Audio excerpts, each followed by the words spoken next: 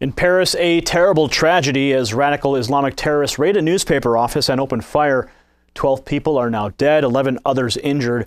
Comic news outlet Charlie Hebdo faced repeated threats in years past, and that didn't stop them from continuing to mock the Muslim prophet Muhammad. And here in the United States, liberal lawmaker Democrat Dick Durbin didn't waste any time connecting the dots to 9/11. Mr. President, this event in Paris recalls to mind what we lived through not that long ago when the United States on September 11th, 2001 was attacked by terrorists and more than 3,000 innocent Americans lost their lives. Now the rest of the country and the rest of the world waits to see what new laws will start to surface. After the recent terrorist shooting in Canada, their lawmakers set up new laws allowing the national security teams there to spy on their citizens. And of course, after 9/11, we saw the Patriot Act, one of the single most damaging pieces of American legislation on the books today. While President Obama says he's all for freedom of the press, he's not so affable when that press criticizes or exposes his administration.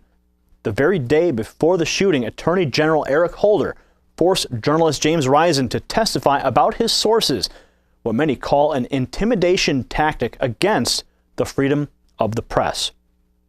On all fronts, free expression is under attack, but no one group despises free expression more than radical Muslims. Well-known radical Muslim cleric Anhem Choudhury wrote an op-ed in USA Today the morning after the attack. He says people should know the consequences of insulting the Muslim prophet by now, and that France should have never allowed the newspaper to publish those comics. Then, this Muslim cleric points out something that many Americans don't want to admit. He says, quote, "The truth is that Western governments are content to sacrifice liberties and freedoms when being complicit to torture and rendition, or when restricting the freedom of movement of Muslims under the guise of protecting national security."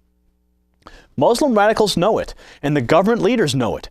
If terrorists can threaten free citizens badly enough, the government leaders will be waiting with open arms to trade them the promise of security in exchange for their freedom.